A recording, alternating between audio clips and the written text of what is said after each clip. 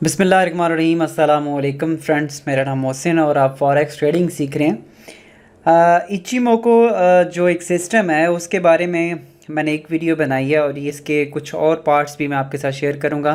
काफ़ी डिटेल से हम इसको पढ़ने वाले हैं और ये पार्ट 2 है।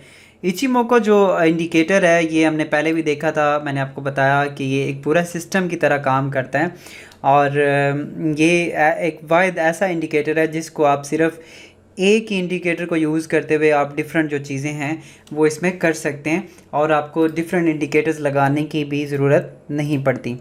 हम इस इंडिकेटर को लगाते कैसे हैं? इंसर्ट इंडिकेटर पे जाते हैं और इसके बाद हम यहाँ पे कस्टम में आते हैं और कस्टम के आने के बाद ये इचीमोको ट्रेडर जो इंडिकेटर है वो यहाँ पे शो होता है।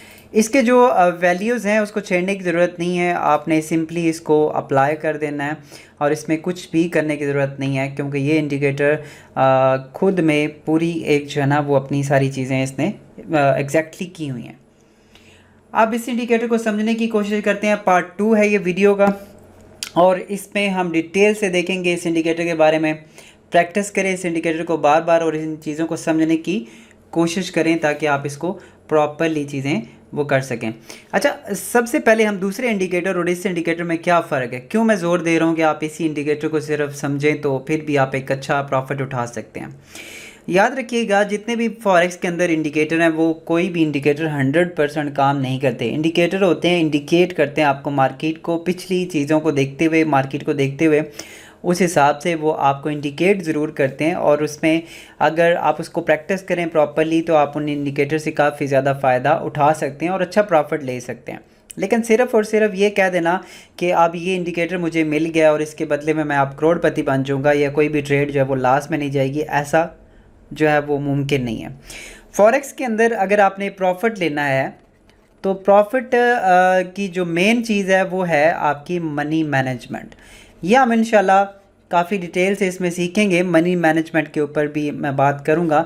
तो इसमें क्या प्रॉफिट अगर आप लेना चाहते हैं तो याद रखिएगा, आप अपनी हिस्ट्री भी देखें, चाहे डेमो अकाउंट में आप ट्रेड कर रहे हो या आप रियल में ट्रेड कर रहे हो, तो आप जो इसमें मैक्सिमम आपकी ट्रेड होंगी ना वो आप देखें उठा के तो वो लॉस वाली ट्रेड होंगी। और ये पूरे दुनिया के जितने भी ट्रेडर्स हैं उनकी जो लॉस वाली ट्रेड्स होती हैं वो ज़्यादा ही होती हैं, या आप कह लें कि कुछ ट्रेडर्स की इतनी नहीं होती होगी लॉस की ट्रेड्स, लेकिन वो बहुत ही सब्र से ट्रेड कर रहे होते हैं। जो बार बार ट्रेड करते हैं उनकी जो ज़्यादातर ट्रेड्स होती हैं वो लॉस वाली होती हैं और जो मिनिमम ट्रेड उनकी होती हैं वो प्रॉफिट वाली होती हैं। अब आप कहेंगे फिर तो प्रॉफिट वाली इसमें कोई बात ही ना रही, क्योंकि सारे तो आप सबसे ज़्यादा तो इसमें लॉस करेंगे तो प्रॉफिट फिर हम कैसे कमाएंगे। याद रखिएगा, प्रॉफिट कमाने के इसमें जो तरीक़ाकार है वो यही है कि जब भी आप प्रॉफिट वाली ट्रेड उठाते हैं तो वो आपकी लॉन्ग जो है ना वो ट्रेड होती है, लॉन्ग टर्म ट्रेड होती है और उसी एक ही ट्रेड में आप बड़ा प्रॉफिट उठाते हैं। और लास्ट वाली जो ट्रेड्स होती हैं ये छोटी स्मॉल ट्रेड्स होती हैं। अब जो ट्रेडर्स लॉस करते ज़्यादा हैं और प्रॉफिट कम बना रहे हैं, आप में से काफ़ी ऐसे दोस्त होंगे जिनकी जो ना मंथली बेसिस पे अगर वो चेक करें तो उनका अकाउंट लॉस में चलता होगा। असल में वो गलती क्या करते हैं, उनकी जो लॉस वाली जो ट्रेड्स होती हैं वो उनको बंद नहीं करते, ठीक है, और जो प्रॉफिट वाली ट्रेड होती हैं वो उनको जल्दी क्लोज़ कर देते हैं और लास्ट वाली जो ट्रेड्स होती हैं वो चलती रहती हैं और इसके बदले में उनकी वो ट्रेड जो है वो एक ही ट्रेड हो सकता है कि पूरे का पूरा महीने का प्रॉफिट लेके चली जाए। असल तरीक़ाकार क्या है कि लास्ट वाली ट्रेड्स को हमने स्टॉप लॉस यूज़ करते हुए बंद करना होता है और प्रॉफिट वाली जो ट्रेड्स होती हैं उनको हमने चलने देना होता है। और प्रॉफिट में जो नया ट्रेडर है वो प्रॉफिट में सब्र नहीं करता और लास्ट में वो रुका रहता है, बैठा रहता है, सोचता रहता है कि मार्केट वापस आ जाएगी और इस वजह से वो लॉस उठाता है। तो ये गलती आप लोगों ने नहीं करनी। इंशाल्लाह हम इसको काफ़ी डिटेल से सीखेंगे भी और मनी मैनेजमेंट के ऊपर पूरा जो है ना वो डिफरेंट क्लासेस में आपके साथ शेयर करूँगा और इंशाल्लाह आप उसमें काफ़ी अच्छा जो है ना वो बेनिफिट उठाएंगे। तो इचीमोको के बारे में डिस्कस करने से पहले ये बात बताना ज़रूरी थी कि आप सिर्फ एक इंडिकेटर को पूरे के पूरा ट्रेड नहीं कह सकते कि इस इंडिकेटर ने आप मुझे 100% प्रॉफिट देना ही देना है। आपने मनी मैनेजमेंट को देखते हुए ट्रेड जो है वो लगानी होती हैं। अब जो बाकी इंडिकेटर हैं और इचीमोको इंडिकेटर में फ़र्क क्या है, जो बाकी अदर इंडिकेटर हैं, ठीक है, वो क्या करते हैं, वो आपकी या तो क्लोजिंग प्राइस को देख रहे होते हैं या फिर जो है ना ओपनिंग प्राइस को देख रहे होते हैं। जिस तरह से आप देखें मूविंग एवरेज भी हम उसकी सेटिंग की थी, तो उसमें क्लोजिंग प्राइस या आप ओपनिंग प्राइस को सेट करते हुए, और इसी तरह से बहुत सारे इंडिकेटर्स हैं जो कि सिर्फ इन्हीं वैल्यूज़ को पढ़ते हैं, क्लोजिंग प्राइस को और ओपन प्राइस को, और उस हिसाब से वो मार्केट को एनालाइज कर रहे होते हैं। लेकिन जो ये वाला जो इंडिकेटर है इचिमोको, ये आपके ना क्लोजिंग को देखता है और ना ओपनिंग प्राइसेस को देखता है। ये लेता है वैल्यूज़ हाई की, ठीक है, और ये लेता है जो वैल्यूज़ हैं लो की। अब ये कहता है कि अगर ये इंडिकेटर जहाँ पे नया लो नहीं लगाएगा, जैसे यहाँ पे लो लगाया इसने और यहाँ पे इसने हाई लगाया ये वाला, और इसी तरह से इस जगह पे इसने ये हाई लगाया, यहाँ पे ये लो लगाया, जब तक ये कोई नया लो या हाई नहीं लगाता तो इसमें ये जो इंडिकेटर है ये स्टेबल रहता है, रुक जाता है, ठीक है। लेकिन ये वैल्यूज़ को देख रहा होता है हाई एंड लो को। ताकि हाई क्यों देख रहा होता है? हाई का मतलब है कि नया हाई तब बनता है जब कोई नई डिमांड बन रही हो, किसी भी चीज़ की नई डिमांड, यानी कि उसकी बाय की पोजीशन ज़्यादा हो रही हो, और इसीलिए वो पहले वाले हाई को तोड़ता है। और नया लो तब बनता है जब नए जो है ना वो सप्लाई आ रही हो, ज़्यादा सप्लाई आ जाती मार्केट में, तो ज़ाहिर बात है प्राइसेस की गिरने की सूरत हो सकती है और प्राइसेस गिर जाती हैं।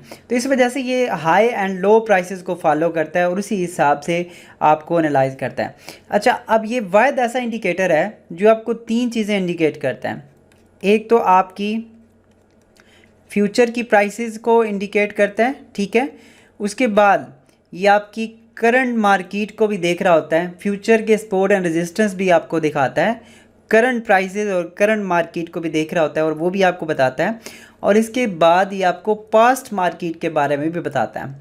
कुछ ऐसे इंडिकेटर्स हैं जो कि सिर्फ फ्यूचर को बताते हैं, कुछ ऐसे इंडिकेटर हैं जो सिर्फ पास्ट पे काम करते हैं, लेकिन ये इंडिकेटर फ्यूचर पे भी काम करता है, करंट पे भी काम करता है और पास्ट पे भी काम करता है, और ये तीनों चीज़ें आपको एक ही जगह पे मिल रही होती हैं। इस वजह से भी ये इंडिकेटर पूरी की पूरी एक कहानी आपको सुनाता है। अब यहाँ पे देखें तो ये समझने में थोड़ा सा मुश्किल है नए लोगों के लिए, दोस्तों के लिए इसमें थोड़ा सा लग रहा होगा कि पता नहीं ये क्या इन्होंने लाइनें लगा दी हैं और ये बहुत ही मुश्किल समझने में है, लेकिन मैं आपको समझाता हूँ। आप देखिएगा, बहुत आसान है इस इंडिकेटर को समझना।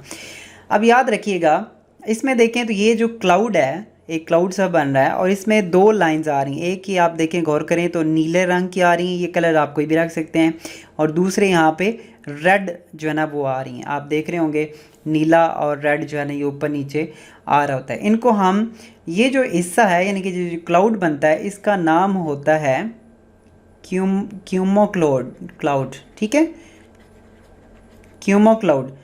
याद रखिएगा, इतनी चीज़ें समझाने का मकसद ये है कि आप बिल्कुल, मैंने आपसे वादा किया कि मैं आपको फॉरेक्स बहुत ही डिटेल से समझाऊंगा, तो इस वजह से मैं आपको एक एक चीज़ के बारे में बता रहा हूँ कि इसमें क्या क्या चीज़ें आ रही होती हैं। तो क्यूमो क्लाउड, अच्छा, इसमें अब दो, जैसे मैंने आपको बताया कि एक रेड है एक ब्लू है, इनको क्या कहते हैं? जो आपकी एक वैल्यूज़ होती हैं इनको हम पढ़ते हैं सिंकू स्पैन, सिंकू स्पैन ए, और जो दूसरी वाली होती हैं इनको हम बोलते हैं सिंकू स्पैन बी। जो दोनों वैल्यूज़ हैं, यानी कि सिंकू स्पैन ए कभी ऊपर जाती है, क्रॉस करती है सिंकू स्पैन बी को, और कभी ये सिंकू स्पैन बी क्रॉस करती है सिंकू स्पैन ए को। तो इन दोनों को हम इस तरह से पढ़ेंगे। उसके बाद आप यहाँ पे देखें तो दो आपको एक और चीज़ें भी नज़र आ रही होंगी, ये वाली जिसमें ब्लू लाइन है और रेड लाइन है। इनके कलर चेंज भी हो सकते हैं आपके उसमें कंप्यूटर में, तो इसका मतलब ये नहीं है, लेकिन ये दोनों साथ साथ जुड़ के आ रही हैं। देखें आप, ये मूविंग एवरेज की तरह काम करती हैं और बिल्कुल ये आपको साथ साथ जुड़ के आ रही हैं। इनको क्या बोलते हैं? इसमें एक है कीजन सैन, ठीक है, और दूसरी लाइन को बोलते हैं जनाब टेंकन सैन। इतना इचिमोको जो इंडिकेटर है डिटेल थे, आपने शायद पहले पता नहीं देखा या नहीं देखा, पेड कोर्सेज़ के अंदर भी इस डिटेल से नहीं बताया जाता है, लेकिन मैं आपको ये सारी चीज़ें इसलिए बता रहा हूँ कि आप इसको प्रॉपरली समझें। ये तुक्का या जुआ टाइप नहीं है, फॉरेक्स को समझ के करें अगर आप इसमें प्रॉफिट लेना चाहते हैं तो। और इसके बाद एक और लाइन बचती है, और तीसरी लाइन ये वाली जो ग्रीन कलर की आ रही है, आप देखें तो ये ग्रीन आ रही है, यहाँ पे आ रही है, यहाँ पे नीचे चली गई थी, और इसको यहाँ पे इस लाइन का नाम ये क्या है, चीकू स्पैन, सॉरी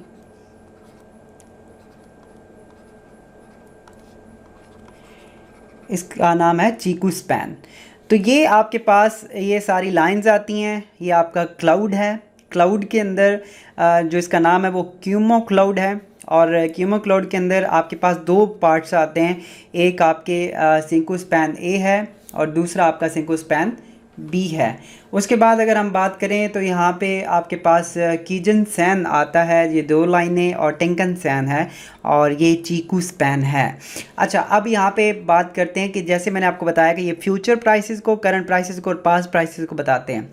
याद रखिएगा ये जो दो लाइनें हैं, ये यानी कीजन सैन एंड टेंकन सैन, ये आपकी जो प्राइसेस होती हैं करंट मार्केट, ये करंट मार्केट को शो करवाता है, ये वाला एरिया, यानी कि ये जो 2 लाइंस आ रही हैं।